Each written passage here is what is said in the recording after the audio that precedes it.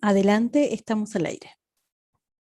Bueno, muy bienvenidos a todos los que están participando de esta tercera Bienal de Periodismo y Comunicación de la Facultad. Muy bienvenido Omar Rincón, Meli, Vale, la asistencia de la facultad. Vamos a cerrar la jornada de hoy con un invitado de lujo que ha propuesto una conferencia, dar una conferencia, una charla con nosotros acerca de las narrativas cultur y la soberanía cultural. Así es el título que promete, todos queremos escucharlo, pero antes vamos a hacer una presentación, bueno, de Omar, ¿no? Omar Rincón es un profesor asociado colombiano de la Universidad de los Andes en Bogotá, Colombia, es director del Centro de Estudios en Periodismo y de la Maestría en Periodismo de la misma universidad.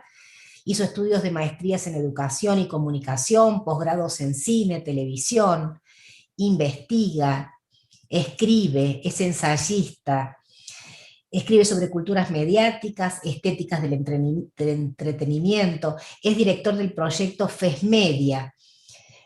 Sabemos que Omar en reiteradas oportunidades ha sido invitado por nuestra facultad porque siempre de alguna manera nos hace pensar y nos trae innovadoras propuestas a través de un pensamiento crítico, movilizador. Así que bueno, Omar, muy bienvenido, te damos la bienvenida desde la facultad. Y bueno, nos gustaría saber, vos hablás de que habitamos y navegamos, ¿no? El mar de la cultura, ¿no? Queríamos saber, bueno, de qué se trata esto, cuál es esta propuesta, cómo estás pensando este nuevo escenario que también a partir de la pandemia y de este momento especial que estamos viviendo en el mundo, ha tomado algunas características y dimensiones específicas. Le damos la palabra. Bueno, gracias Mariela y gracias a la Facultad de Comunicación de Córdoba por invitarme. Sí, la última vez que estuve allá estaba con marchas y todo en Córdoba y el año 2019 fui como 3 o 4 veces y es una lástima no haber podido estar presencialmente. Eh, y entonces vamos a hacerlo virtualmente, que es lo que aprendimos en la pandemia, estar todos en modos cuadritos. Y la propuesta, Mariela, pues es hablar de eso que se llama como tres partes. Yo estoy diciendo que la culture, o la culture, o culture, como le queramos decir, es como el mar en que navegamos hoy. Y entonces lo que voy a tratar de hacer en la conferencia es explicar qué significa la culture, cuando yo digo qué es la culture. Segundo, hablar de un concepto que me parece clave, que parece muy obvio, que es el concepto de narrativas, porque cuando decimos narrativas culture, pues qué significa narrativas. Y por último, anclar en soberanía cultural. Entonces voy a hacer como estos tres cruces y para partir de eso concluir en algún elemento. Eso significa que voy a decir tres ideas, básicamente. La primera idea es que hoy la cancha en que jugamos las culturas y jugamos la comunicación es el campo de la cultura. Es la cancha en que nos tocó jugar. O sea, puede que juguemos visitantes, puede que juguemos de locales, esa analogía con el fútbol, pero si no jugamos ahí probablemente vamos a estar equivocados porque técnicamente nos toca como hacernos cargo de que ahí es donde hacemos sentido y ya voy a poner algunos ejemplos y algunos elementos para mirar. Yo voy a ir entrando y saliendo de diapositivas, entro, las pongo, salgo porque me aburre mucho poner el PowerPoint todo el tiempo, pero simplemente para ubicar dónde yo estoy hablando, voy a poner un poquitico el PowerPoint y ya vuelvo y me salgo dentro de esto que hacemos. Lo primero que decía era entonces, primero hablar sobre la culture, segundo narrativa, soberanía cultural. El argumento uno es la cancha en que jugamos hoy es la culture, ¿verdad? Es como el campo de fútbol que hacemos. Y aquí presento algunos autores que hacen relación con esto. En la parte de arriba, pues están todos los autores que son herederos de la cultura, no la culture, que sería como aquellos sujetos con los que nos permitimos pensar la cultura, que está desde el concepto maravilloso de la teoría cultural, la industria cultural de Teodoro Adorno, de la dialéctica del iluminismo, que pues, es una idea que nos ha acompañado en el campo de comunicación eternamente y que la seguimos usando, que yo diría que habría que pensar si la podemos seguir pensando. También está Guy Debord, que ya en el año 1970 publicó este libro de crítica a la sociedad del espectáculo, o sea, que decía ya si la teoría de la industria cultural decía que la cultura y la comunicación eran mercancía y por lo tanto atentaban contra la modernidad. La sociedad del espectáculo de Guy Debord dice que pues eso, que producimos una sociedad que es imposible pensar una sociedad de las imágenes, con lo cual también ya se critica en la década del 60 y además con un gran personaje como Guy Debord, que era un artista situacionista. En el año 2008, oportunistamente, Vargas Llosa sacó una cosa contra la civilización del espectáculo, diciendo que es lo peor. O sea, lo mismo que había dicho en el 44 Adorno, que dijo en el 77 Debord, Vargas Llosa lo dice en el año 2008 como gran idea, y afortunadamente para él, o desafortunadamente, él termina preso de ese espectáculo al separarse de su mujer y volverse sujeto que le cobra la revista Hola Española por reportajes que hace con su nueva mujer, Isabel Presley. Y un alumno de Vargas Llosa, Carlos Granés, hace una cosa del puño invisible para criticar cómo las vanguardias artísticas se han convertido en parte de la publicidad y parte del capitalismo y que por lo tanto fracasa. Estos 4 puntos de arriba serían la cultura en sentido moderno, de la cual hacemos parte nosotros, al estar en una universidad hacemos parte de esa cultura moderna. Y abajo pongo ejemplos de autores que me parecen interesantes. De Alexandro Barico, pues está Los Bárbaros, que habla sobre la mutación cultural que habitamos hace rato, desde el 2008, y dice que somos unos bárbaros para esto. O sea, Adorno, Debord, Granés y Vargas Llosa nos llama bárbaros. Entonces trata de explicar que somos los bárbaros. Está Frédéric Martel, que habla de la cultura mainstream o cómo el mundo construye una cultura común a partir del modelo norteamericano. Está Thomas Franz, que habla de la conquista del ocult como una de las grandes propuestas del consumismo moderno norteamericano. Está Alexandro Barico con el libro The Game, que salió en el año 2019, para hablar, para hablar del tema de cómo hay una nueva lógica narrativa que hablaremos. Y está Jorge Carrión, que habla de cómo la cultura contemporánea consiste en la viralidad. Eso sería como el horizonte de sentido en el cual yo me quiero mover y del cual yo quiero de alguna forma participar para poder conversar. Para decir dónde me refiero, creo que pues ahí en esos nombres es donde yo me ubico y ya entro a ser parte de ese universo. A partir de eso, pues entonces llego al punto 1, que es definir la culture. ¿Qué significa la culture? Pues básicamente la culture significa que es una nueva forma de habitar simbólicamente el mundo, que se caracteriza por lo menos 3 cosas para esta exposición. Los quiero poner las 3 que creo que se caracteriza. La número 1 es que la culture es la nueva civilización que habitamos, que es la hija de la revolución digital y que se caracteriza por la expansión de las especies comunicativas de entretenimiento. Quiere decir que cayó un meteorito, que es la revolución digital, y expandió las especies comunicativas. O sea, pasamos de tener el libro, el cine, la radio y la televisión a tener muchas especies las cuales habitamos, y ese es el caldo de cultivo de esta nueva civilización. Mientras la civilización anterior era moderna, basada en el libro, basada en la academia, basada en el pensamiento crítico, esta nueva civilización ya no es escritural, sino que es de escritura digital, si quisiéramos decirlo de un forma. Segundo, según Barico, que es el que como mi gurú para pensar esto, él habla de que habitamos es una mutación cultural. Esto lo dicen los bárbaros, en The Game ya dice que se completó la mutación cultural.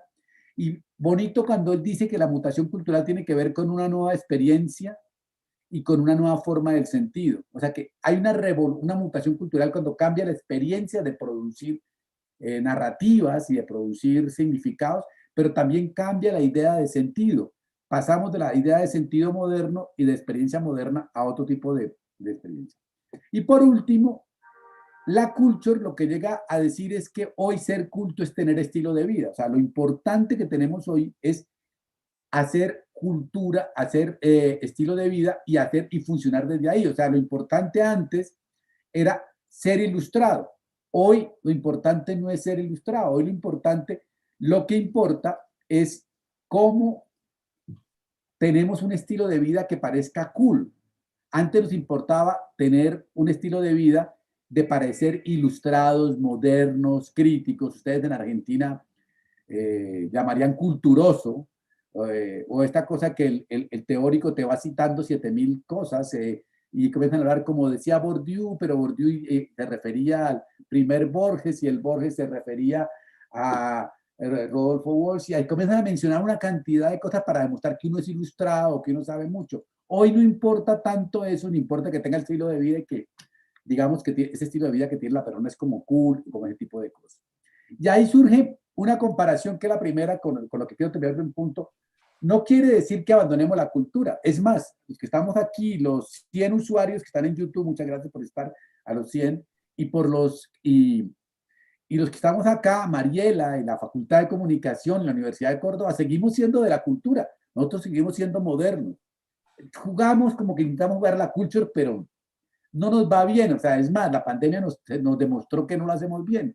Yo jugué a ser youtuber, influencer, pero no me da. O sea, nosotros no logramos, y nosotros siempre volvemos a lo moderno, a la cultura, al texto, al libro, al pensamiento crítico, a las ideas, y seguimos eso. Y los estudiantes nos miran a nosotros como no entienden nada. Entonces, si vamos a las marchas de los pañuelos verdes, por un lado está el derecho a la mujer a tener autonomía de su cuerpo y decidir sobre su cuerpo, eso es moderno, pero la forma en hacer las marchas es toda con cumbia, con memes, con remeras, eso ya es culture, ¿ve? Entonces es para decir que no es una cosa la otra, es una mutación y en toda mutación nada desaparece. Yo siempre cuento el cuento más obvio del mundo y es que los dinosaurios no desaparecieron millones de años y hoy los dinosaurios están vivos, convertidos en otra cosa. O sea, eso es un elemento para eso. Pero sí implica unos cambios que me parece a mí que es importante y que quiero contarles. Hay dos importantes, pero les voy a contar los otros por encimita rápidamente. Y es uno, por ejemplo, en la cultura moderna, en la cultura de la Universidad de Córdoba y la mía, es ser culto o ser ilustrado es tener profundidad. Uno sabe todo del concepto de estética y cita estética de Jameson y cita estética de Hegel y es saber eso.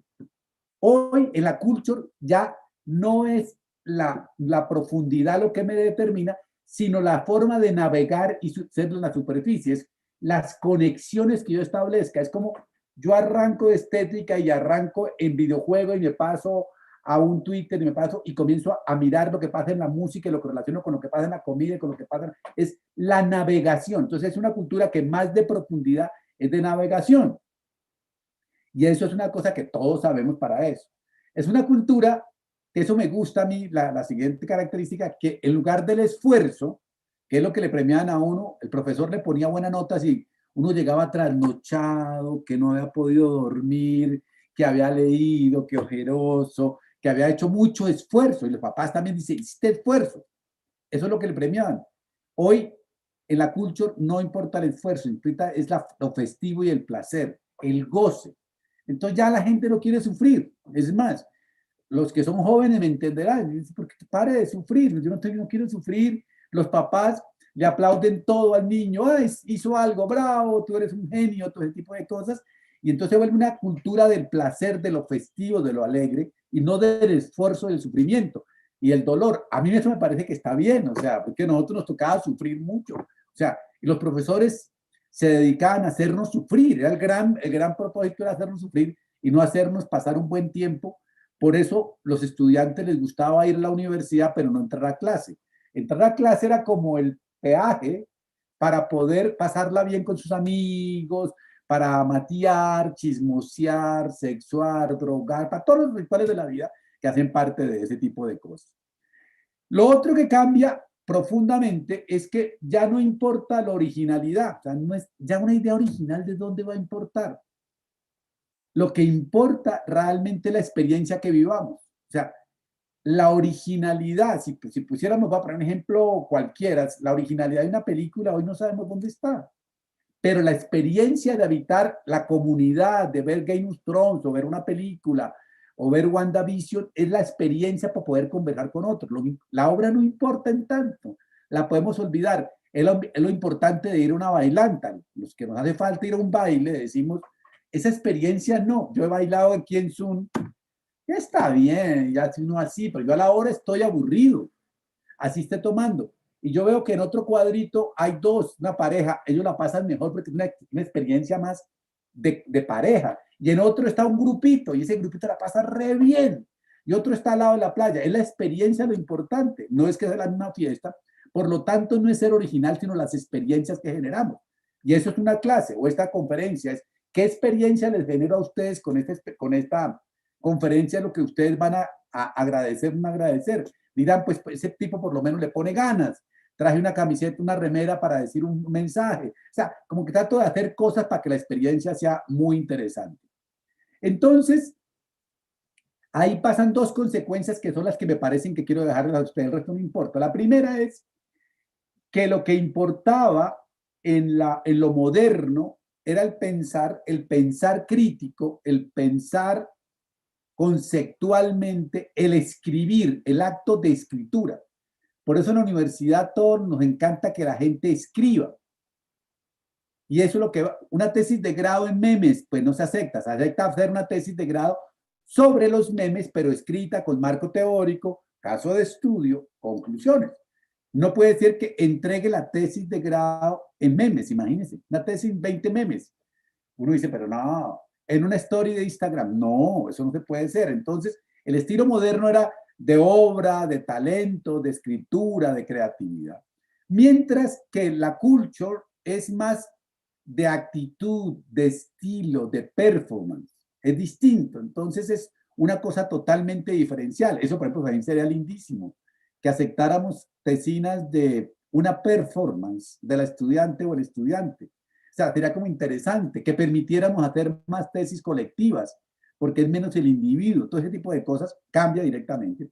Y la conclusión de eso, para lo que a mí me interesa para esta conferencia, es decir, que pasamos del crítico cultural, el profesor, el crítico, el padre, el mediador, como lo llama el joven Barico, que era un gatekeeper, al sujeto de hoy, que el crítico cultural de hoy, el profesor de hoy, el investigador de hoy se vuelve un tastemaker. ¿Qué es la diferencia? Lo pongo en inglés porque suena bien.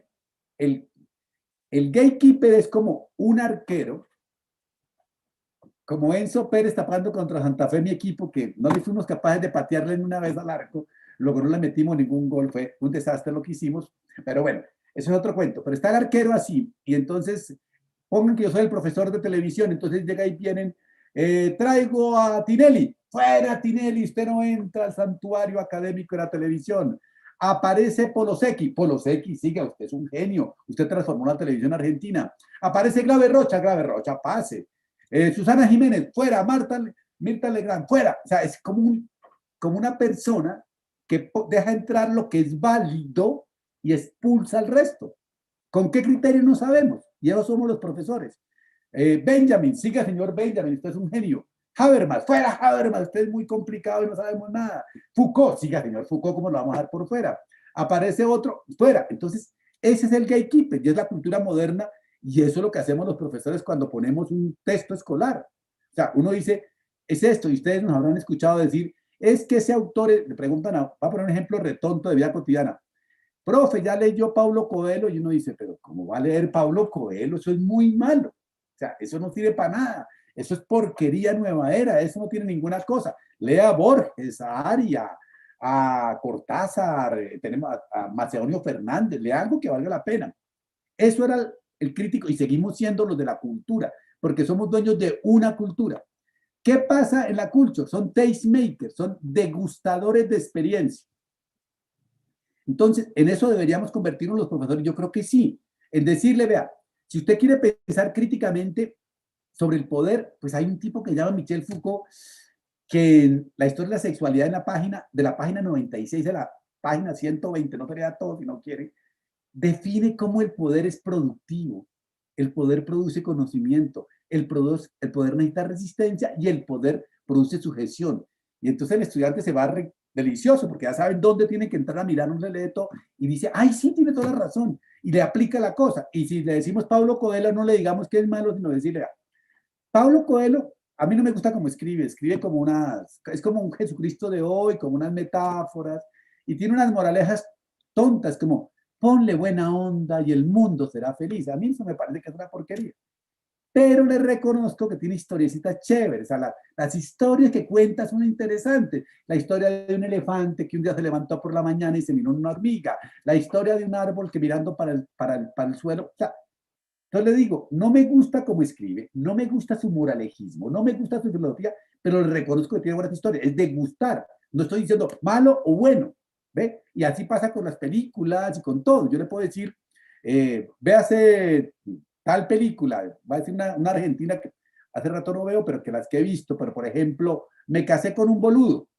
Es una película que la película es una comedia como la todas de Suar, malas, pero Suar haciendo el mismo papel de siempre, pero tiene la actriz femenina que es súper buena, es verla a ella es un homenaje que también estaba en Un novio para mi mujer, y es el guionista es Pablo Solar, y es súper chévere porque nos cuestiona realmente el guión del amor y ese tipo de cosas, y si no es el guión de la política. Y además, si quiere ver, tiene que ver mucho con Macri. Salió la película cuando salió Macri, y Macri era como si Argentina se hubiera casado con un boludo, que necesitaba un libreto para poder seducir a los argentinos. Tenía Durán Barba, y a partir de eso, es como esa misma relación. Entonces le digo, ¿cómo? Ve, le digo, esto me gusta, esto no me gusta, esto sí me gusta. Entonces es un tastemaker. Entonces yo lo que creo para cuando digo es habitar la culture significa, uno, tenemos que habitar toda esa manera de navegación, placer, movilidad, linkeo de las especies digitales mutantes, todas las que existen, desde el libro a la remera, pasando por la música, la comida y las redes digitales.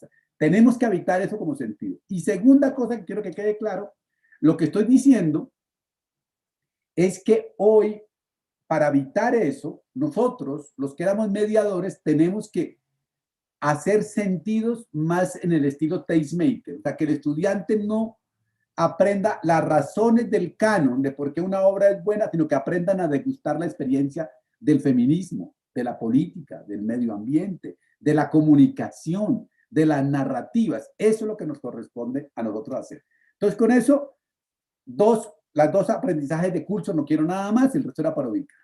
La idea 2. La idea 2 voy a poner acá simplemente para ubicar ahí como para separador narrativo de la conferencia, como he echado tanta carreta, entonces ahora pongo esto, o chamullo que llamarían ustedes. El punto 2 que yo quiero decir es que las narrativas son el centro de la comunicación. O sea, un comunicador es inteligente porque narra bien, porque sabe narrar, porque sabe crear formatos, no porque es un culturoso que echa carreta, echó a mucho por de todo. O sea, no es el chamullero, es el que sabe contar historias en cualquier dispositivo para eso y que funciona adecuadamente en lo que significa. Entonces, pero quiero poner esto, las narrativas son el centro de la comunicación y esa es la claridad que quiero darles. Pero ahí quiero, solamente por jugar, esto que voy a hacer en un juego, que a mí me gusta divertirme. ¿Se acuerdan ustedes que McLuhan decía que el medio es el mensaje? Entonces eso era clásico. ¿Y qué significaba el medio es el mensaje? Una cosa muy simple. Cuando le preguntaban a uno qué canal de televisión ve, uno decía la BBC, Nat Geo, Discovery, para uno sentirse inteligente. Nadie iba a decir, no, yo lo que veo es lo que veo es Tinelli. No, como no, yo lo que veo es la cumbia del sábado por la tarde en América. No. Uno parecía cultísimo y solamente me gusta. Yo detesto el entretenimiento de las telenovelas. Yo solamente veo documentales para decir que uno era muy culto. O alguien decía, yo leo Clarín para decir yo soy de la gente de Clarín. O yo leo Página 12. O sea, el medio es el mensaje. Puede que nunca lo vea, pero hoy pasa con eso. Los jóvenes, para decir que son muy cool, dicen, no, yo no veo televisión nacional, yo lo único que veo es Netflix y Amazon, porque el medio es el mensaje. Pero si tú vas a Netflix, lo que más se ve en Netflix es Betty la Fea, Escobar el Patón del Mal, entonces se ve lo mismo que se veía en televisión, pero el medio es el mensaje. Eso fue clásico y sigue siendo importante, o sea, sigue siendo importante. Segundo, se pasó a que el mensaje es el mensaje, que esto tiene que ver mucho con la semiología y con lo textualista, y es que, ¿verdad? Pues el mensaje es el mensaje, ¿para qué lo inventamos más? Si el mensaje dice, en el caso de la representación de la mujer y la violencia contra la mujer en Argentina, en el canal 13, pues, o en TN, pues uno ve que el mensaje es del mensaje, es un mensaje machirulo, de exclusión de la mujer, no hay que buscarle mucho más. De ahí se pasó a la audiencia del mensaje. Esto fue lo que dijo los digitales. Lo importante es la comunidad. Lo importante es la comunidad que tú tengas. En este momento que tenemos 156 usuarios en YouTube, ese es el mensaje. Esta conferencia tiene sentido para 157 usuarios, por lo tanto, el mensaje está en tu audiencia. Si no tienes audiencia, no hay mensaje. Y eso es lo que dice el mundo digital. Construye tu comunidad digital y serás un grande. La propuesta mía es mucho más simple. La narrativa es el mensaje. Todo está en cómo contemos la historia, en cómo narremos, en cómo armemos el relato. Y esto es muy importante. O sea, ya ahí sí entramos en otra lógica, que es qué significa la narrativa es el mensaje. Y ahí entramos en otro problema. O sea, segundo argumento del día, la comunicación es las formas de narrar, o la narrativa es el centro de la comunicación. Entonces, ahí no estoy preguntando, Mariela, ella es inteligente en unas cosas, yo soy inteligente en otra cosa, Valeria en otras cosas, todos son, eso no se mete uno ahí. Pero lo que sí puedo criticar es que está mal contado. No, yo puedo llegar y decirle a la decana, Mariela, pero esa carta está muy mal hecha, narrativa. Ese TikTok no funciona. Eso que mandamos hoy, yo que estoy en Colombia en un momento delicado de la política colombiana, la pasan todos he firmado cartas de protesta contra el presidente. A mí me parece que narrativamente estamos mal, porque el presidente no lee. Entonces le importa que 5.000 intelectuales de América Latina firmemos una carta diciendo que respetamos los derechos humanos y que invitamos al gobierno colombiano a respetar los derechos humanos. ¿Por qué? Porque resulta y pasa que el presidente no lee ni le importa. En cambio, si le hiciéramos una story de Instagram, sí le gustaría a este presidente, porque este presidente es super light. Si estamos en El Salvador con Bukele, ayer se puso ojitos rojos de Star Trek y se denominó que él gobierna no El Salvador, sino The Savior. Y el tipo dice que vive en the future con the Bitcoin. O sea, es un superhéroe. A él toca hablarle en clave de superhéroe. No se puede hablarle en eso. La forma de cómo, si le mandamos al gobierno de Aníbal Fernández, el presidente, perdón, una carta, de pronto él pone, cuidado porque tiene muchos asesores culturosos, pero si le mandaba una carta a Macri, ¿de qué me hablan? Entonces, la narrativa es clave, porque eso determina cómo es que cuento el cuento, y no estoy hablando de ser inteligente, en eso no me quiero meter. Pero entonces con la narrativa, yo quiero hacer 3 precisiones y después cuento de qué serán las narrativas culture, cómo sería la narrativa culture. La primera precisión es que narrativa no es representación. Y en eso académicamente creo que hemos cometido un error o una acotación. Cuando hablamos de las representaciones de la mujer en la televisión argentina, hablamos es de cómo aparece, cómo se visibiliza, cómo está en la pantalla la mujer, cómo está las culturas indígenas tradicionales o los pueblos originarios, cómo está lo afro, cómo está la mujer, cómo está el feminicidio. O sea, estamos mirando la representación como contenido. El contenido en una película. Esa es una forma de entender narrativa, es el mainstreaming, el mayor, y yo creo que pues eso no es cierto, eso no es una narrativa. Sí es una narrativa de la mujer, pero la narrativa de Colombia en el mundo, siempre somos narcotraficantes y estamos narrados como eso, pero eso es el contenido de la representación. Pero es una forma de entender la narrativa, es que no es el que yo uso. Una segunda, que ya sí me interesa más, cuando hablamos de narrativas, hablamos de el lugar de la enunciación, de cómo es la enunciación del mensaje. Porque ahí se aparece cómo se enuncia, por qué se enuncian, para qué se enuncian. O sea, ¿por qué Tinelli enuncia como enuncia? Ya hay unas preguntas interesantes. El tipo, en su narrativa, al tercer punto, la forma en cómo enuncia desde un mundo machista, sin contenido, tecnológico, de espectáculo de pirotecnia. Ya puedo escribir la forma de la enunciación, el lugar de donde enuncia, por qué enuncia así. Ese es un segundo punto que es muy importante, pero tampoco es en el que yo me quiero centrar. Yo me quiero centrar en el tercero, que es la narrativa como los modos de contar, como las estéticas, como las poéticas, como las dramaturgias del mensaje. O sea, eso que estamos haciendo acá tiene una estética y una dramaturgia. Yo me quiero sentar en esa estética de dramaturgia y en esa manera de cómo estructuro la historia, cómo organizo. Ya en eso de las narrativas es donde la goleada es impresionante. En eso Hollywood, la cultura es espectacular. Mientras que nosotros seguimos peleando en las narrativas y en la enunciación, ellos nos ganan porque la manera de narrar nuestra, aunque hagamos crítica, sigue siendo mainstreaming, blanca, masculina y occidental. Voy a poner un ejemplo académico. Los profesores que hablan de decolonialismo, pensamiento crítico, todo eso que nos parece muy chévere, muy bien, ¿qué hacen? Hacer paper en la narrativa gringa, participar de congresos para ganar puntos en la academia, citar a gurús europeos y gringos para hablar de la misma.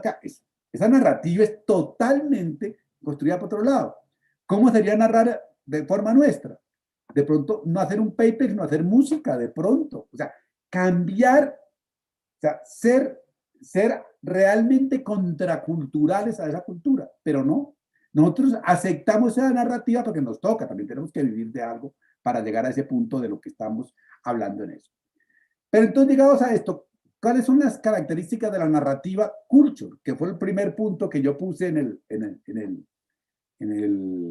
título. Primero, voy a poner un canon que no es infalible, pero que quiero que entiendan. Cada dispositivo, cada especie digital o comunicativa tiene una narrativa singular. Y eso tenemos que aprender. O sea, el libro tiene una narrativa singular, la novela tiene una narrativa. La televisión tiene narrativas diversas, pero también singulares a la televisión, que son estética de la repetición, lógica del reconocimiento. Las series tienen una narrativa. El Instagram tiene una narrativa específica. El meme, el sticker, cada uno tiene una narrativa singular.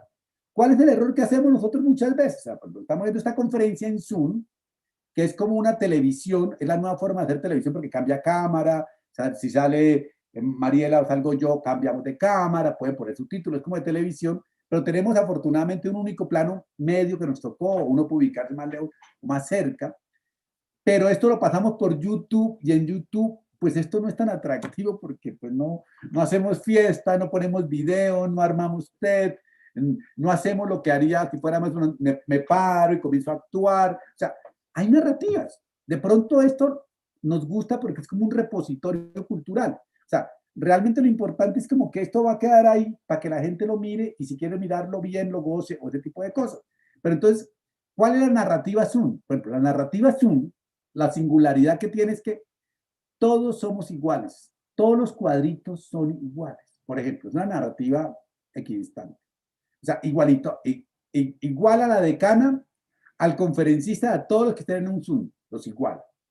Segunda característica, que es una narrativa que de alguna forma juega a una cosa muy complicada y es que al ser la vida en cuadritos descorporalizan.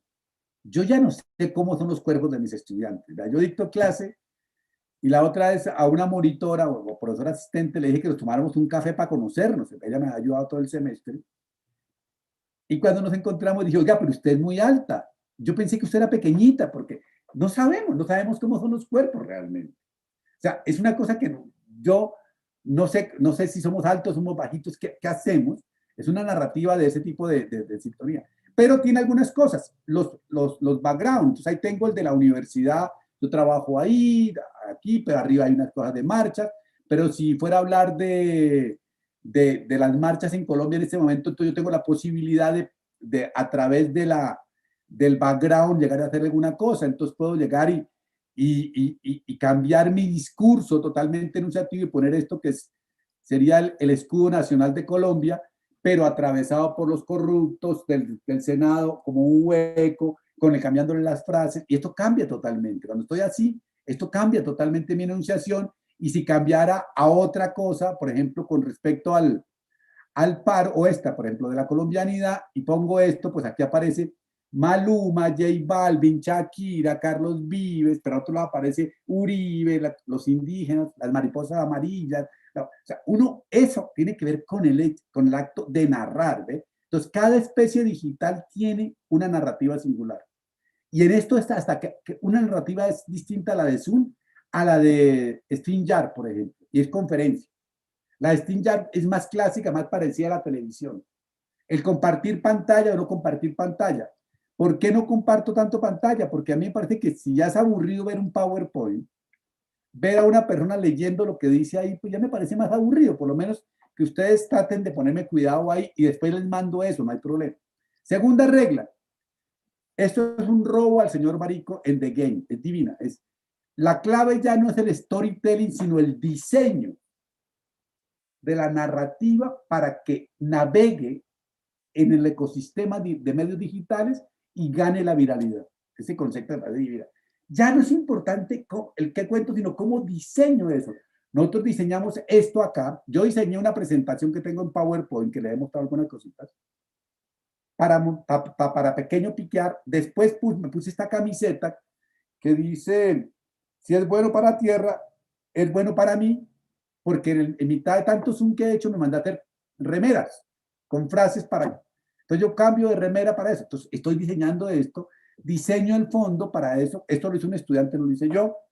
Ese diseño, y trato de hablar, poniéndole como energía casi que de YouTube para que llegue a ustedes. Y eso, ese diseño, después, ¿qué pasa? Que se quede en YouTube grabado y después alguien lo retome y lo mande a otra parte. Si yo tuviese Instagram, ¿cómo de esto lo convierto en 2 imágenes y las subo a Instagram? Y cómo de pronto un estudiante hace un TikTok diciendo que es culture. O sea, ¿cómo navego? Diseño. La clave es el diseño. El diseño de la navegabilidad para que el producto atraviese el ecosistema de especies mutantes digitales y gane la viralidad. Eso entonces me parece muy interesante porque no es lo típico clásico que es que storytelling, que está contado en 3 actos. No, esto es cómo logro linkear, cómo logro atravesar el ecosistema sin perder el estilo. Tercero, el éxito de la narrativa hoy es la viralidad. No es tanto que 164 personas me estén viendo en este momento, sino cómo esas 164 de pronto toman una frase mía, la retuitean, o la suben a TikTok, o la suben a un meme, o me hacen un meme, y cada vez voy ganando viralidad. Lo importante de la viralidad es que yo tenga seguidores. No estoy buscándolo porque les cuento de entrada que soy un fraude. Yo no tengo redes, no tengo ni Instagram, ni TikTok, ni Twitter, no tengo nada, ni Facebook, no tengo nada de eso. Pero soy un fraude, pero yo gano seguidores, con lo cual me vuelvo viral. O sea, técnicamente me va bien, o sea, los estudiantes me quieren y gano viralidad y entonces eso hace que circule mejor. Entonces el éxito es cómo gano seguidores y viralidad. No es tanto cuánta gente me ve, porque ustedes saben, por ejemplo, que en Facebook es falso. Hay gente que no dice 80.000 reproducciones y es todo el que vio 10 segundos ya aparece como reproducción. No es cuánta gente se quedó toda la conferencia. Entonces, ser exitoso en Facebook es facilísimo, porque Facebook le celebra el ego a uno. ¿Ve? Entonces hay que ver cómo hace para trabajar ese tipo de cosas. Cuarta, entonces, cada especie digital, una narrativa singular.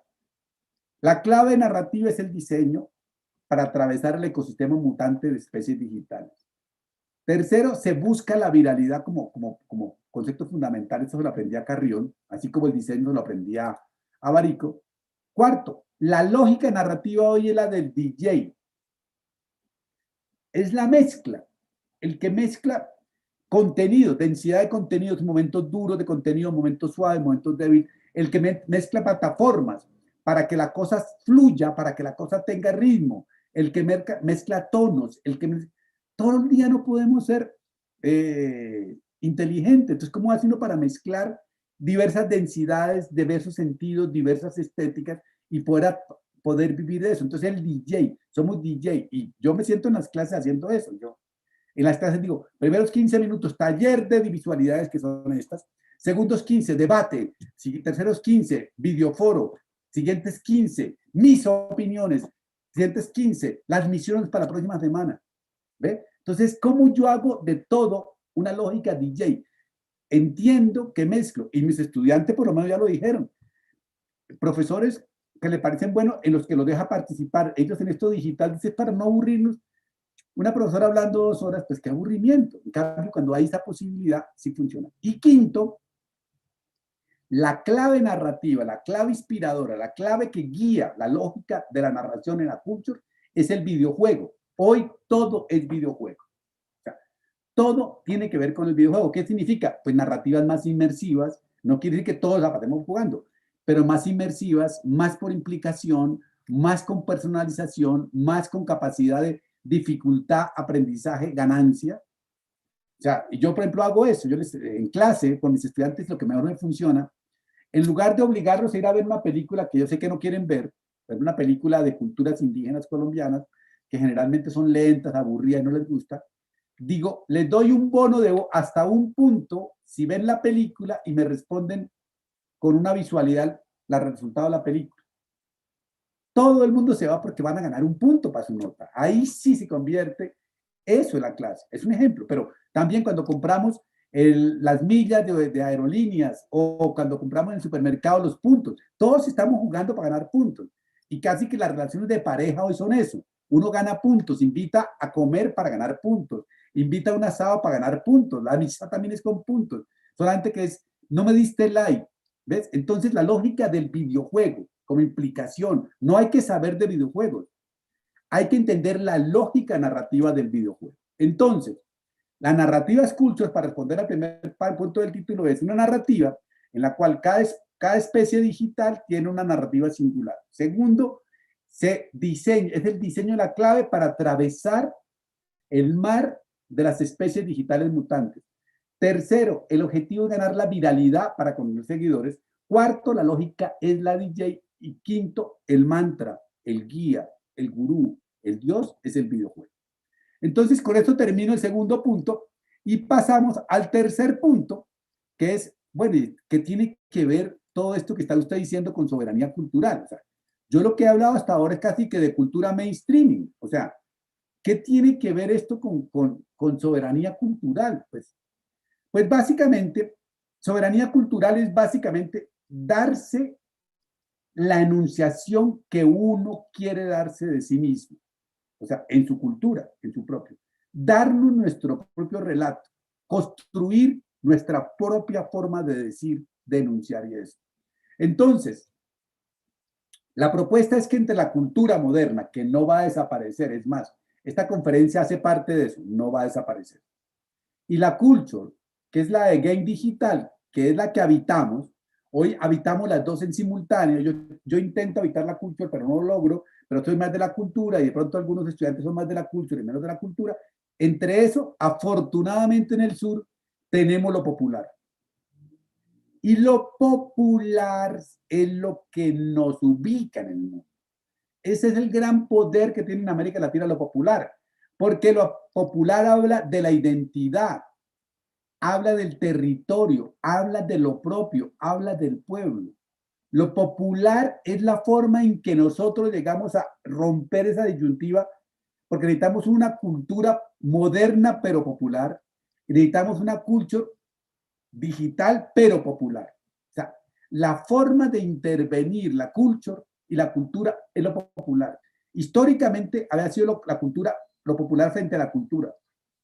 Hoy es frente a la culture y funciona para eso. Entonces, ¿eso qué significa como principio?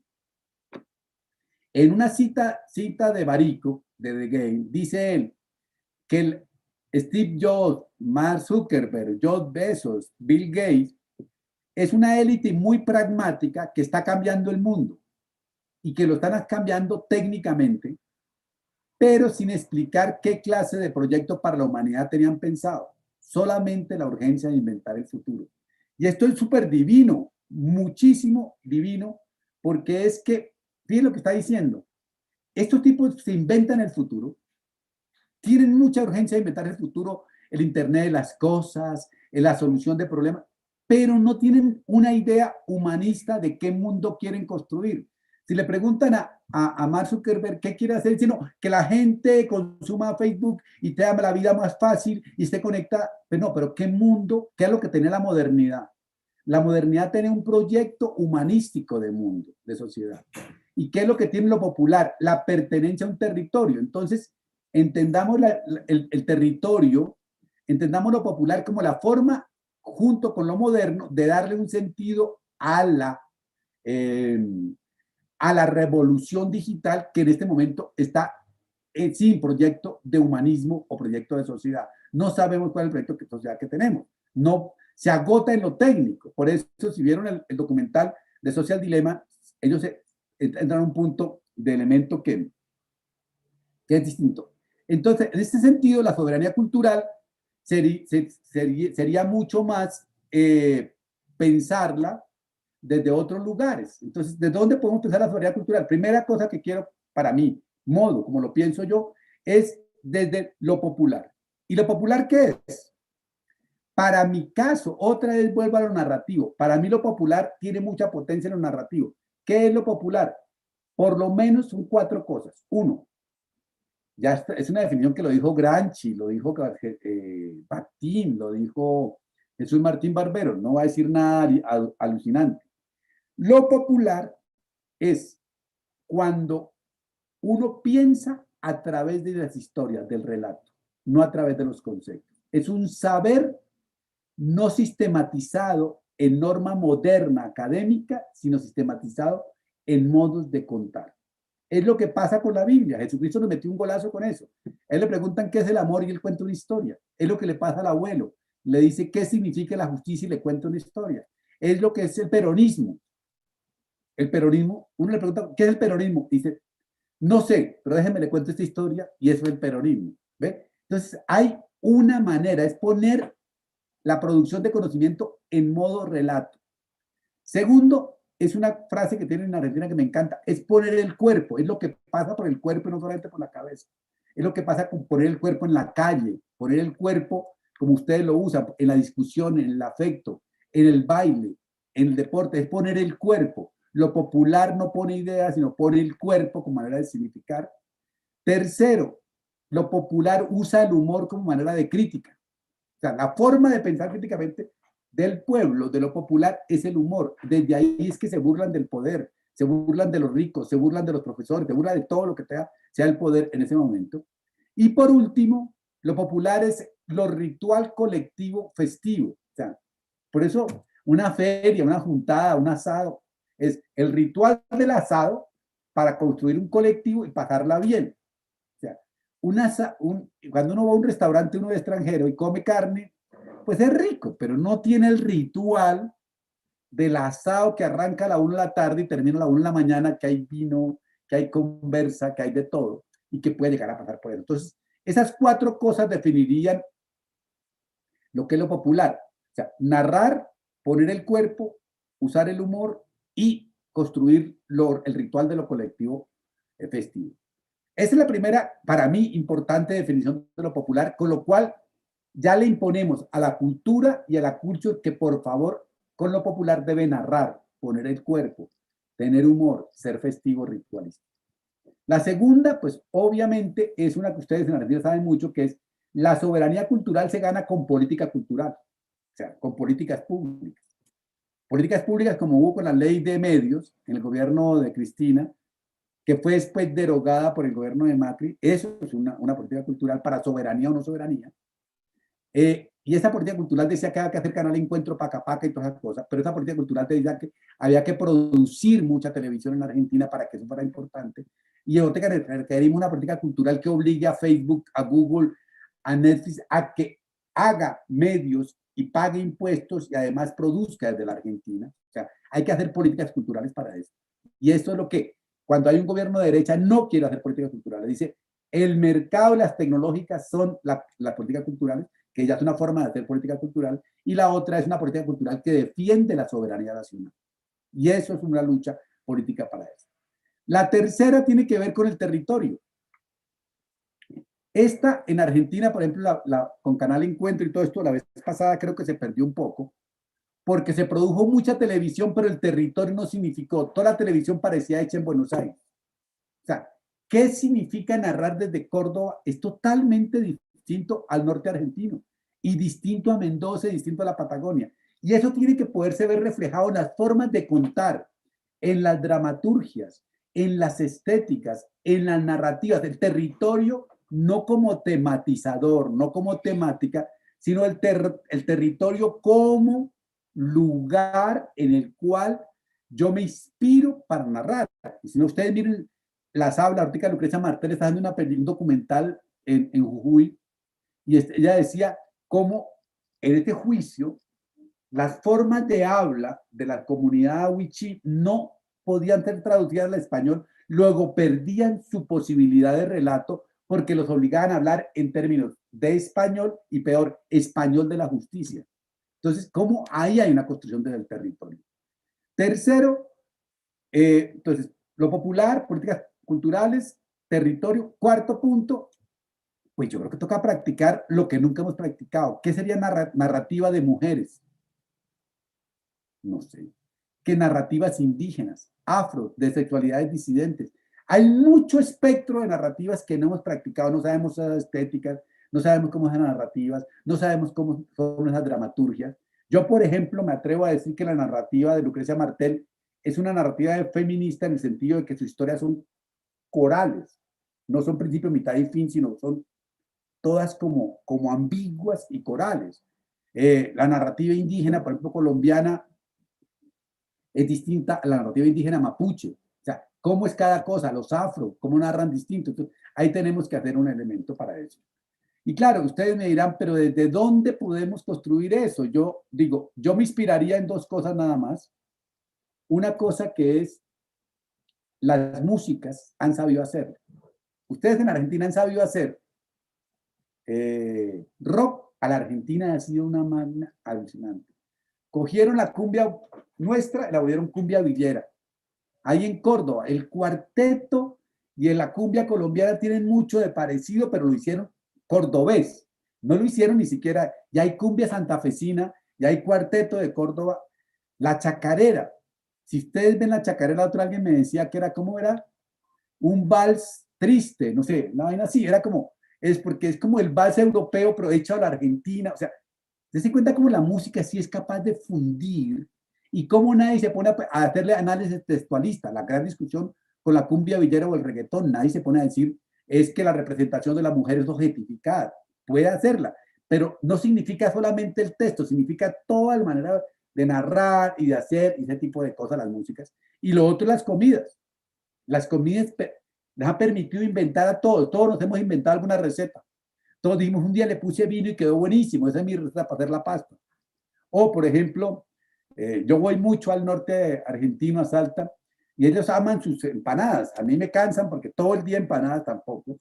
Pero entonces un día les pedí que me dieran una empanada caprese y me dijeron, ¿empanada caprese? Sí, que en Buenos Aires comí empanada caprese. Ah, esos son porteños. La empanada aquí es a cuchillo, no sé qué, pollo. Pero no, pero la otra es rica. No, eso es un invento. Y de pronto cuando vamos a las salteñas, pues también están las bolivianas y la empanada sanjuanina y comenzamos a crear, esa es creatividad y nadie se pone a discutir si está hecha con la masa A, B o C, sino que estamos todos concentrados en la narrativa de la empanada. Pero todos sabemos que la empanada para ser rica tiene que ser crujiente, que no, eso es rico. Si no es crujiente, le faltó punto. O sea, somos críticos narrativos de la empanada, críticos narrativos del asado. Eso es lo que quiero decir con que las músicas y las comidas nos inspiran a ejercer soberanía cultural sin perder la cultura y sin perder la globalidad. Y para terminar, y me parece que me voy a demorar mucho, 2 diapositivas más y terminamos. La primera, en medio de todo esto, la soberanía cultural y todo lo que les propongo, quiero terminar con 2 ideas. La primera es que el nuevo mantra que nos debe guiar en esta onda de habitar la cultura con soberanía cultural es la interculturalidad. Este es el concepto clave, pero interculturalidad como el concepto de yo me mezclo con el otro, no simplemente estoy con el otro. O sea, por decir de alguna forma, no es un asunto de estar juntos, sino de estar revueltos, de estar como en un sancocho, como en un locro, como que nos juntamos con el otro llamado mujer, llamado sexualidad disidente, llamado culturas originarias, llamado el otro, el popular. Es la interculturalidad, no, la multiculturalidad vamos juntos. La transculturalidad superamos eso. La interculturalidad lo que hacemos es mezclar, casi que voy a poner un término, darnos besos con el otro, con la otredad, ser capaz de saborearla y de mirarla para eso. Por eso desde ahí, yo creo que la clave está en las nuevas éticas políticas, que son el feminismo, los derechos humanos, lo público, el medio ambiente, porque el feminismo, la juventud feminista sobre todo, las mujeres feministas sobre todo, el medio ambiente, lo público y la perspectiva de derecho nos dan no solamente soberanía cultural, sino que nos dan soberanía territorial y, como dice el feminismo, soberanía corporal. O sea que realmente donde ejercemos la soberanía es en el cuerpo, en el territorio, en la cultura, y donde tenemos que inspirarnos es en las mujeres, es en las culturas aborígenes o ancestrales o pueblos originarios, como ustedes llaman, en los afro, en las otredades, de todo tipo de otredades, para ejercer soberanía cultural, territorial y corporal, que es resistirnos a el mainstreaming que es blanco, masculino y occidental. Y por último, termino proponiéndoles un diálogo intercultural de saberes entre Jurassic Park y The Walking Dead. ¿Qué estoy diciendo con eso? Como arranqué ahí, yo soy Jurassic Park. Yo soy un profesor en una universidad con un doctorado que publica, que aquí está dando una clase, una conferencia, cualquier cosa, que está usando conceptos, que publica paper, que creo mucho en el pensamiento crítico, creo mucho en la modernidad, creo mucho en que el mundo puede ser mucho mejor, que personajes como Macri, Trump, Bukele, Uribe no nos hace bien. Eso soy yo. Yo creo profundamente en eso. Pero sí, los estudiantes me ven como Jurásico porque no estoy en Instagram y toda la cosa. Pero yo soy Jurassic Park, aceptémoslo. Pero los estudiantes, los jóvenes, son hijos de Walking Dead, son zombies. Van detrás del aparatico y pensando que están muy vivos, pero están casi muertos porque hacen seguir las redes digitales porque sí, darse ley porque sí, jugar porque sí. Entonces la propuesta mía, por eso era la que les puse ahí, que por favor nosotros le enseñamos en cultura, no le enseñamos nada, perdón, en diálogo intercultural, o sea, conversamos y nosotros aprendemos de ustedes a ser cool, a entender nuevas formas de escritura como estas visualidades de atrás, a narrar de formas distintas, aprendemos nosotros y ustedes aprenden a ser más críticos, a tener actividad más política, a perspectivas más políticas para hacer eso. Entonces, por eso es que propongo que es un diálogo intercultural de saberes entre Jurassic Park y The Walking Dead. O sea, nosotros los profesores no enseñamos nada, sino que estamos en diálogo cultural con lo que ustedes hacen. Y por último, para terminar, por un segundo, les voy a poner un meme que creo que cuenta mejor todo lo que está pasando en Colombia, que es el de donde estoy enunciando en este momento. El meme es este, simplemente.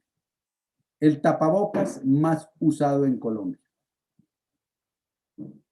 Es una contundencia de mensaje que no hay que explicar nada. Eso es lo que está pasando en Colombia. Más de 70 muertos en las marchas, más de 3.000 heridos, más de 1.000 desaparecidos y hechos por los militares y por el gobierno. Pero además de más de 500 líderes sociales asesinados, porque en Colombia el tapabocas más usado es la bala. Y muchas gracias. Muchísimas gracias, Omar. Excelente, potente como siempre. Gracias. Pensaba en lo que decías, ¿no? Qué desafío ejercer la soberanía cultural en esta mixtura, en este momento bisagra entre lo moderno, lo cool, el Jurassic Park y el Walking Dead. Qué momento de la historia, ¿no? Nosotros los más viejos, los jóvenes, lo que viene, ¿no? Y toda esta experiencia. Vos sabés que también en cuanto a la pregunta sobre la soberanía cultural, hoy tuvimos una experiencia compartimos con la gente de La Poderosa, todo lo que es, viste, me parece que ahí, viste, ver cómo el periodismo villero de los barrios populares, tan fuerte, ¿no? La voz de La Poderosa, de los vecinos, de las vecinas, de todo esto que viene de las culturas, de las asambleas en los barrios, de la gente, de las barriadas populares, ¿no? Cómo construyen y tratan de construir y transformar realidades a partir de esa experiencia. Eso me acordaba de esto porque también fue súper interesante la conversa y lo que compartimos, y cómo esto de lo popular que vos decís, ¿no? La interculturalidad y la posibilidad de de transformación o de una nueva estética y de una nueva mixtura, ¿no? Mixtura de saberes. No sé si vos conocés la experiencia, seguramente que sí conocés. Sí, sí, la conozco, no. Además los has mirado y siempre pongo como ejemplo, por ejemplo, de narrativa, lo que tú dices, que ellos, por ejemplo, una vez hicieron un reportaje del tráfico en Buenos Aires. Entonces, como era contar que había carro contra carro, quitaron todos los espacios del relato. Entonces, todas las palabras iban pegadas. Eso es narrativa. Que porque iban a contar en otra cosa, iban a contar el estrés, entonces la narrativa bajaba y subían los renglones. O sea, tomaba la forma. El pensar que las portadas fuera alguien bien cool, como Maradona, como Mujica, como Lula, alguien muy cool, porque es popular, pero cool, muy conocido, para que eso llamara la lectura de la revista. Eso es súper bien armado. No, esa revista para mí es súper ejemplo.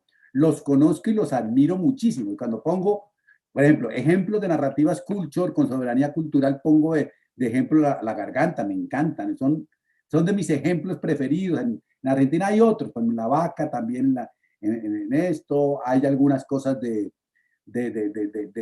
cumbia que también me gustan. Entonces creo que sí es un muy buen ejemplo que trae esta colación. Bueno, mira, quería que tenemos algunos mensajes de Sofía que dice: la culture está inexorablemente atada a la digitalización de nuestras vidas, nuestras relaciones, desde laborales hasta amistades y amorosas. Pregunta Sofska 90. Sí, yo asumo eso. Lo que asumí era que, por ejemplo, que nosotros habitamos 3 canchas, la moderna, porque no podemos evitarla. Ustedes en Argentina son culturosos porque tienen la educación pública como mantra, y eso es muy bueno.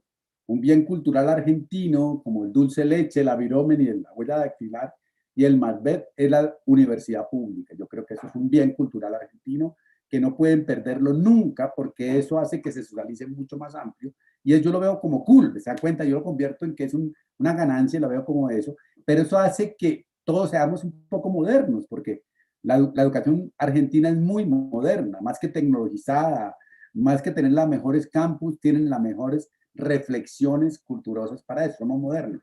Habitamos esa cancha, pero esa cancha ya es minoritaria. La culture es la cancha mayoritaria porque es habitar las redes digitales como escenario, pero no solamente las redes digitales como escenario, sino como un mantra que pues esta es una conferencia que no puedo explicar, como que eso trae unos valores que de alguna forma determinan, como el valor de que todos somos productores de estilo de vida. O sea, lo que leemos, lo que consumimos, por ejemplo, estar en los pañuelos verdes es un estilo de vida, ¿me entiendes? Comienza a ser parte de tu estilo de vida. Y esas cosas son importantes y hay que aprender que hay que tenerlas también en cuenta, pero ¿desde dónde lo hackeamos? Desde lo popular, desde lo cordobés. Creo que de ahí se puede llegar a hacer un tipo de narrativas distintas. Lo han hecho en muchos campos, ustedes desde Córdoba, lo han hecho en muchos campos. La misma Camila Villalba, creo que se llama, que hace una literatura absolutamente fascinante. No sé si es exalumna ahí de la facultad, pero es interesante, esas mezclas, porque si no que me quedo siendo una mujer trans y no entro a jugar en el mundo del teatro, de la performance, de la literatura. Entonces entra y juega ahí en lo culture, pero sin perder esa politicidad, y va y viene, va a lo moderno, pasa, pero siempre está en lo culture, pero no deja de ser popular, no deja de ser cordobesa. Y creo que esa es la invitación que yo les hago. No asumamos nada como verdad ni como nada, pero como que sepamos que, voy a ponerles un ejemplo. Ustedes habrán conocido a algún profesor, como yo conocí alguna vez, de que no ceden, dicen, todo eso que usted dice es entregarse al mercado. Bueno, sí, pero a ver, dígame, ¿cómo nos entregamos al mercado? A ver, dígame cómo. No, es que yo me resisto. A ver, comenzamos a hablar de prácticas de consumo. Nos resistimos un resto. Mi máxima resistencia es poner una remera con un letrero y que no diga Nike, pero es una resistencia chiquitica. O sea, el problema es que el capitalismo es muy hábil y convierte hasta lo contracultural en consumo. Nos vende contracultura, consumimos contracultura.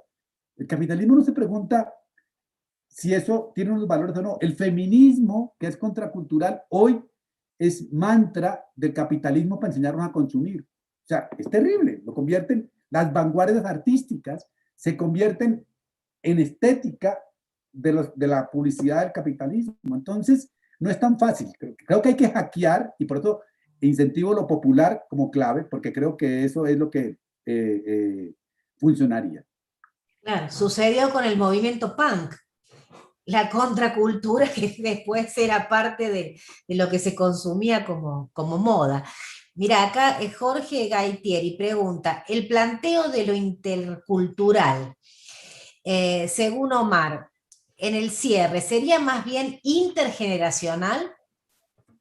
Ah, no, obvio, no, pues lo puse también inter todo lo que pasa, pero si tú puedes, por ejemplo, eso es lo bueno de la protesta en Colombia hoy, de la protesta en Chile, del estallido social y de los pañuelos verdes de Argentina, que eran interculturales, pero eran intergeneracionales también, interclasistas, o sea, lograban mover de todo tipo claro, pero sí, hoy en día también toca hacerlo intergeneracional, es clave comenzar a eso, a habitar ese intergeneracional. Pero en el caso, como yo lo digo con la generación, esto es como un chiste que hago esquemático, es como que de verdad hoy los jóvenes nos tratan a nosotros como jurásicos, ¿verdad? Como dinosaurios. Y nosotros los tratamos a ellos como zombies. Entonces como que ni es cierto una cosa ni la otra. Creo que nosotros les podemos aportar cosas, enfatizo en esa metáfora de aportarnos, de viruciarnos mutuamente, porque me parece que es más clave y más útil para lo que estamos pensando. Omar, acá Agustín Menichetti pregunta, ¿en qué se diferencia la interculturalidad de la globalización cultural y del imperialismo cultural? Estos tres términos coinciden en la idea de que las culturas locales se mezclen con culturas externas. Yo creo que lo que te voy a decir es como es el lugar de enunciación donde uno entra. O si yo entro mirando desde la categoría de imperialismo cultural, yo veo que hay una cultura que se impone sobre la otra. Y de ahí te podría decir que la culture es el modo en que todos devenimos norteamericanos. Eso también lo dice Frédéric Martel. La culture sería las formas en que todos devenimos norteamericanos. Frédéric Martel dice que entonces somos hijos todos de dos culturas, de la cultura gringa y la cultura propia, es lo que diría. La lectura de imperialismo cultural a mí me parece que es útil y válida porque hace conciencia crítica de eso, pero me parece que inutiliza en la productividad, en el activismo, porque ¿qué hago yo? ¿Me retiro del imperialismo? O lo que yo propongo es, sepamos que nos está pasando eso, pero habitemos, hackeemos eso, o sea, hackeemos eso porque no hay otra posibilidad para mirar ese tipo de mirada. El otro término, no me acuerdo cuál era, el segundo que mencionó. El segundo, globalización cultural e imperialismo cultural. La Habla de... globalización cultural, acuérdate, la globalización cultural, Renato Ortiz habla de dos tipos de globalización. Aquí hay una globalización económica que funciona sí o sí a rajatabla, los bancos funcionan igual en todo el mundo y obligan a que seamos por ahí. Y que había que diferenciarlo de la mundialización de la cultura, porque la cultura sí no penetra solamente, sino que siempre, lo ha mostrado Monsiváis, Reguillo, mucha gente, siempre tiene atisbos de que nosotros somos capaces de reconvertirla. Y ustedes en Argentina no tienen una palabra para eso tan clásica como en Brasil. En Brasil lo llaman antropofagia cultural. O sea, nosotros hacemos rock, pero no hacemos el mismo rock, sino que termina metido con una cosa distinta en lo nuestro. Entonces, él habla de la mundialización de la cultura, de que los referentes son los mismos, que es lo que llamaría de pronto Martel la cultura mainstreaming, que es aquella que comparte los mismos valores mundialmente, sea la China, ese tipo de cosas para eso.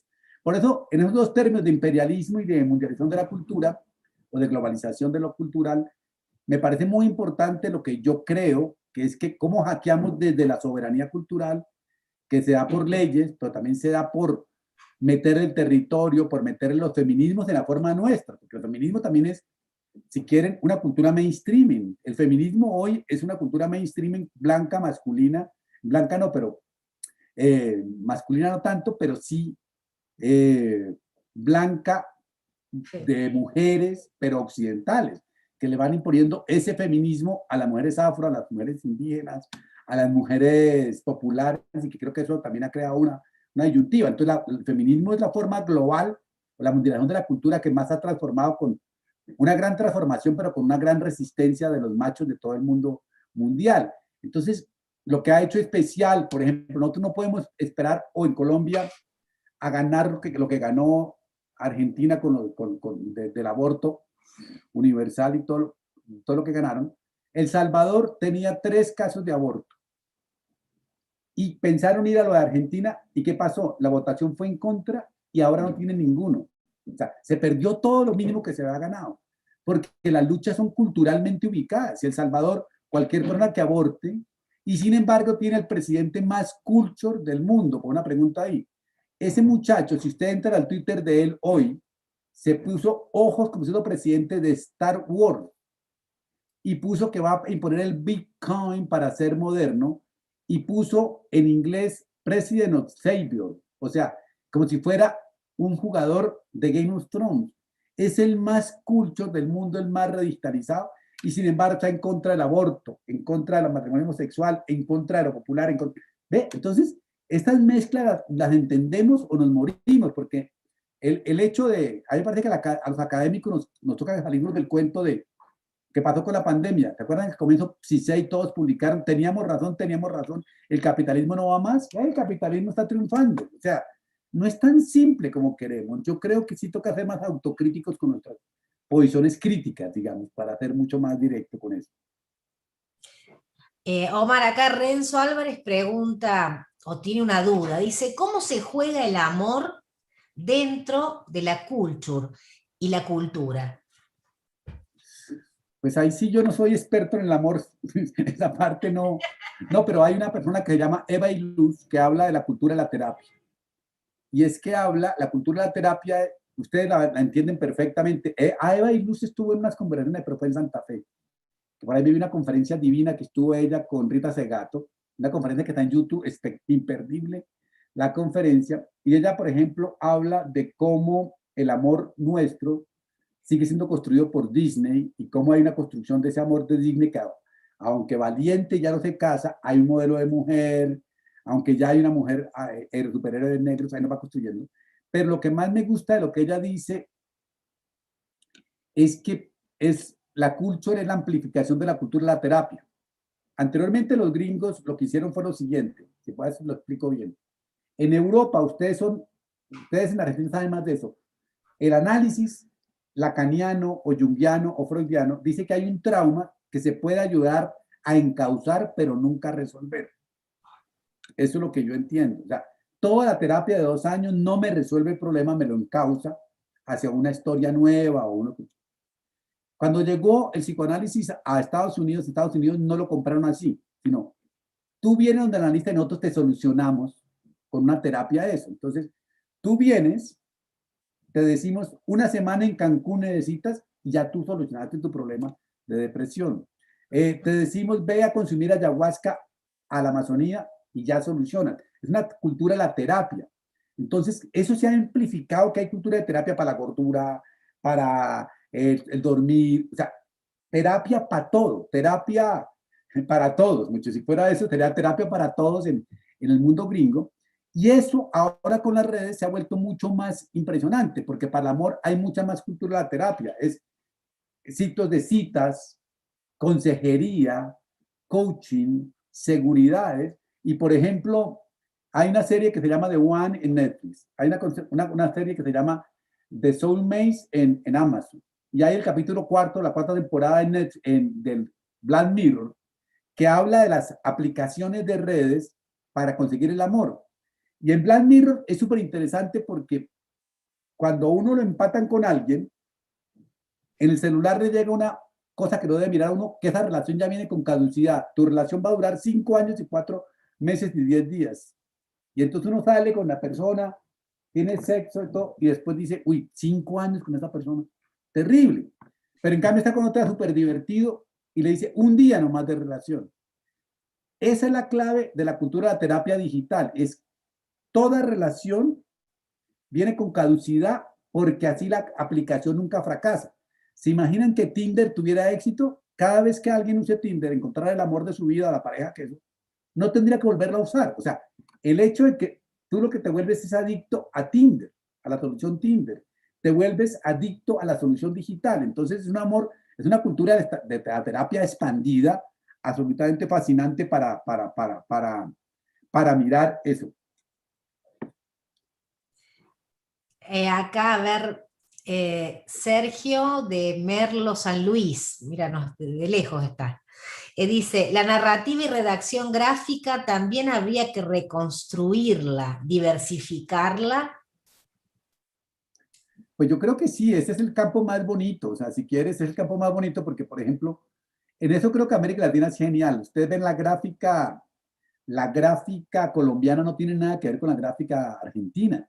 O sea, si yo les muestro, esto que tengo atrás es una de las explicaciones del paro nacional en Colombia, y a un lado están los policías asesinos, y a otro lado está en la ciudadanía. Y entonces es curioso ver cómo usan una estética que aparentemente no es. Si les pusiera una invitación de mis estudiantes a las marchas, usted dice, pero no parece invitación a una marcha. Eso es otra cosa, es como estética toda reggaetón, cultura. Entonces me parece que el diseño sí tiene mucha localización cultural. El mismo Argentina, la estética de la cumbia villera, por ejemplo, a mí no me gustan mucho los documentales de cumbia villera porque le bajan el color, como que le quitan toda la expresividad.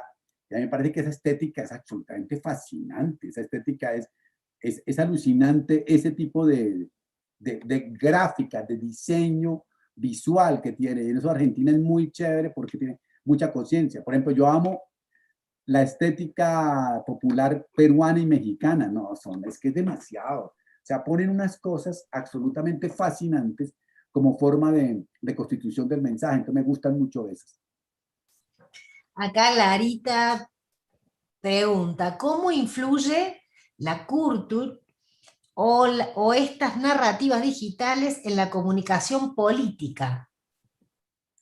No, en eso sí tengo que decir muy rápidamente y concluyo, y es que el ejemplo es un personaje hecho como Macri ganó basado en ese tipo de cosas. Un personaje como Trump vive en esas cosas. Un tipo como Bukele habita eso. O sea, yo creo que de alguna forma hoy se quiere más tener casi que elegir influencers que elegir políticos. Entonces es clave tener una negociación con esa estética, pero no para adaptarla. Yo puedo ser totalmente contrario, pero saber qué juego ahí. O sea, me parece que ahí es donde juego directamente en lo que sucede. Entonces me parece que esta es una estética que la comunicación política hoy está basada en estos principios. Un político no es un político, sino una celebrity. No busca militantes, sino fans y seguidores. Pone misiones, vamos a derrotar al gobierno los corruptos, y entonces vamos hoy a hackearlos a todos. Todo es una estética culture. Y claro, no quiere decir que la otra no pueda existir, claro que puede existir, donde hay estados donde los partidos políticos están mejor organizados, puede que los partidos políticos resistan, pero si no, no es tan fácil de derrotar y existe. Por ejemplo, de cuenta, si lo pones al revés, para ver una pregunta, ¿cómo inciden las marchas sociales? Si ven lo de Chile, a Piñera, que era Jurassic Park, ya Duque en Colombia, los han derrotado la estética de las redes. O sea, es las redes y es este mundo culto que ellos no entienden, que cómo así que hacen una manifestación bailando Thriller con Michael Jackson, cómo así que sale Pikachu, es el héroe de las marchas chilenas, claro, lo volvió héroe de la policía, hay el hombre araña gay, el perro matapaco, el negro matapaco, o sea, se crean unas simbologías que son absolutamente icónicas, como tumbar el monumento del opresor histórico y subir un perro en Chile. Aquí en Colombia tumbaron a Bolívar y pusieron otra cosa. O sea, ¿cómo jugar a eso? Son puras estéticas con una densidad baja. Entonces el periodista que se la quiere tirar de inteligente va y le pregunta, pero usted sabe lo que está haciendo. El tipo dice, me estoy divirtiendo, estoy cambiando un símbolo por otro, pero usted está atentando contra la historia. Y el tipo dice, pues la historia mía comenzó hace 15 años, tranquilo. O sea, si hay una excesiva, si me pregunta, celebritización de la política, si quieren, eso es parte de eso. Y ustedes en Argentina, que digo que cualquier cosa por las internas políticas lo convierten en un duelo nacional, es absolutamente impresionante eso que pasa en esas posibilidades. Bueno, y vamos a ir cerrando, ya estamos casi en Sí, hora. la última. La última y cerramos. Acá Renzo pregunta, ya como cierre, si hay algún consejo para los futuros y actuales comunicadores sociales. Esta es una pregunta de los estudiantes. Listo, voy a hacer 3 respuestas Twitter. La primera es la del canal Manequipro, que preguntó mucho. En una decía si era posible el purismo. No, no, exactamente.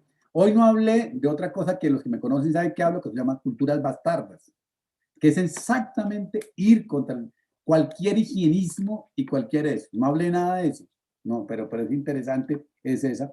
La otra, que si las adaptaciones de Disney son por creencia, no por mercadeo, ellos se dan cuenta cómo van guiando, pero si tú haces el análisis completo, nunca cuestionan, cambian el role model, pero nunca cuestionan el sistema. Entonces el sistema sigue intacto, es como los Simpsons.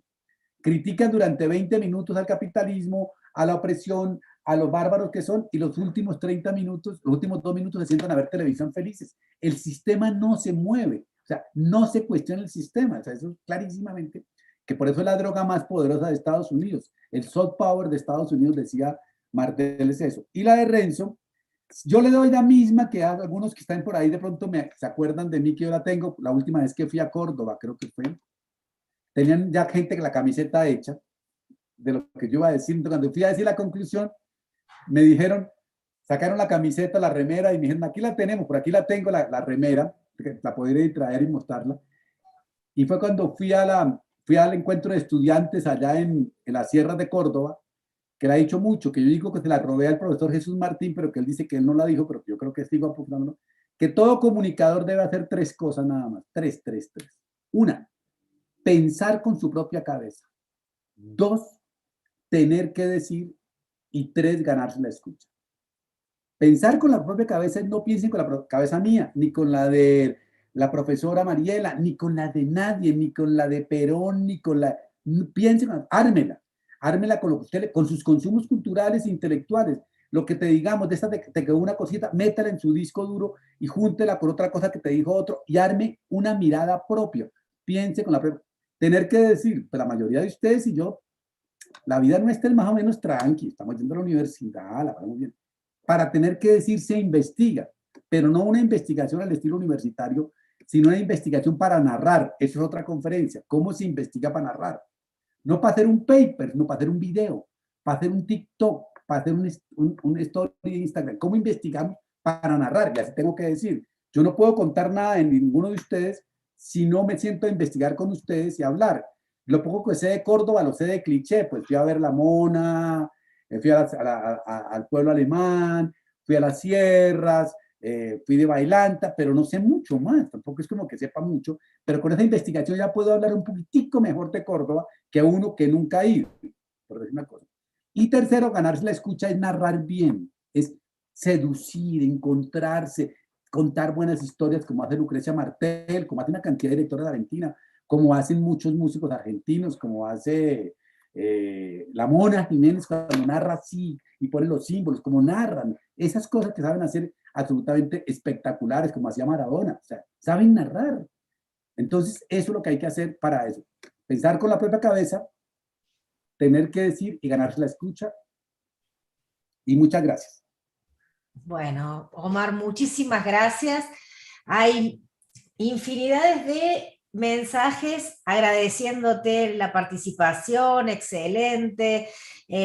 Justamente eso, de eso se trata, mezclar ambos modos, me parece, modernidad y la culture, esa es la bocha, dicen acá.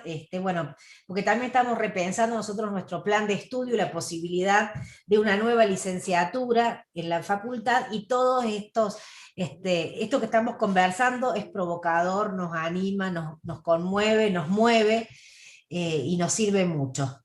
Así que bueno, en particular, en nombre de toda nuestra comunidad, quiero agradecerte muy especialmente que una vez más hayas compartido con tanta generosidad tu tiempo, tus ideas, tu talento, que no dejan de movilizarnos. Así que muchísimas gracias. Bueno, hasta luego, chao, que la pasen bien, suerte.